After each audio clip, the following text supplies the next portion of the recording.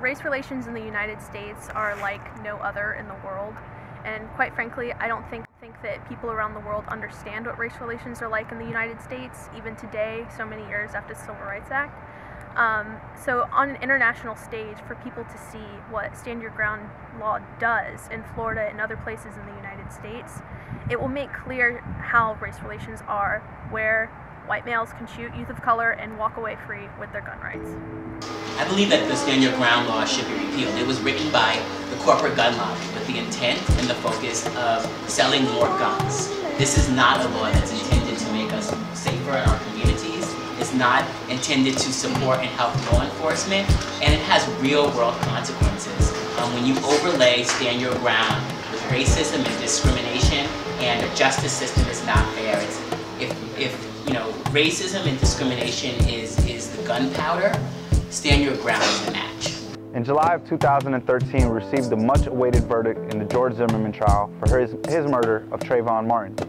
Trayvon Martin was the young, innocent, unarmed boy that we all heard the story of, walking home from the store to his father's house, who lost his life.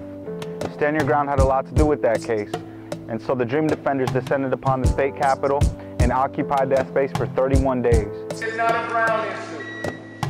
This is not an anything in between issue. This is not a straight issue. You want your This is not a gay issue. This is a human issue. Racial profiling violates the human right to fair treatment and freedom from discrimination. It is also a violation of the International Covenant on Civil and Political Rights and the Convention on the Elimination of All Forms of Racial Discrimination, to which the United States is a party.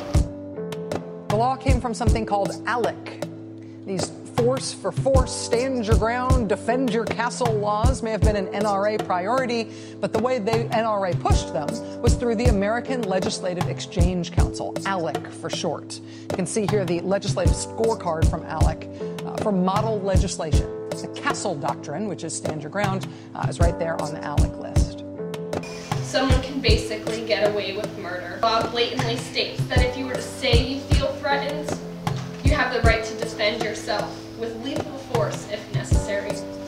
During the 31-day occupation of the Capitol, we broke down and analyzed the legislation that was before us, and our membership broke down Stand Your Ground itself and recommended changes to the law. Stand Your Ground and a series of our gun laws and other policies are part of a larger set of laws that consistently, when they are overlaid with racism, when they are overlaid with discrimination, they create a world that's unfair. In September 2013, the House would hold a hearing regarding Stand Your Ground, and we would be there to testify on behalf of the communities of Florida and on behalf of our communities of color.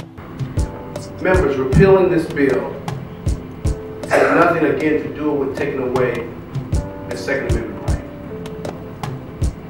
It has everything to do with making sure that we keep our streets and our communities and our neighborhoods safe. At that hearing, we heard a reluctance to take action by our leadership. The state leadership once again has failed its communities. They didn't want to review, amend, or repeal the law, and in fact said that they were satisfied with the law and thought it was good law for Florida citizens. Stand Your Ground. A lot of the country was outraged about this case, outraged about the handling of this case in Florida, outraged that the shooter was not being arrested. He's not being arrested. How can it be that he's not being arrested? We all learned quickly because Florida has this law, this Stand Your Ground law, the lady in the blue jacket, right? And it turns out it's not just Florida. Florida was first, but now basically everybody has this law. Why does everybody all of a sudden have this law? This seems new. Where did this law come from in all these states that not many people had noticed before this marquee case in Florida suddenly shocked everybody with its implications in this case? With Stand Your Ground, I know that it only works 1% of the time as a defense for black or brown people. So that's the statistics. People like facts. That's the fact. Right there, it tells you straightforward, it doesn't work. I have an older brother in New York who's living out in New York by himself. He's working, he's a phlebotomist in a cancer center. He's doing what he has to do. But say he's not in his scrub and he's walking around and he gets into a confrontation with someone and someone is to shoot him and they claim Stand Your Ground. My brother, who is a good citizen, he's he's a law-abiding citizen, he's not a troublemaker, is dead. Fast forward to today, we now have had another verdict. Michael Dunn's verdict in the murder of Jordan Davis. He was recently convicted on 4 counts, 3 counts of attempted murder and 1 count of firing his weapon into the car. When you have loopholes in laws, they take advantage of that. And that's what we're looking at staying your ground. The person that murdered my son, he felt emboldened by these loopholes that as long as I feel threatened, then I can take action.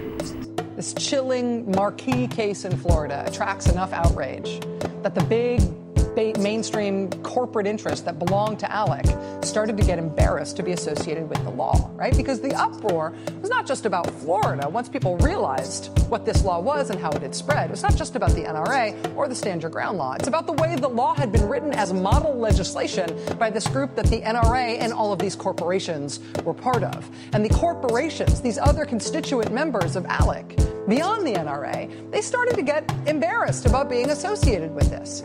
Why on earth does Kraft Foods want to shoot first and ask questions later bill on its legislative agenda? The jury could not find consensus on his guilt regarding the murder of Jordan Davis, a young, unarmed boy. We've seen this again, time and time again now in the state of Florida.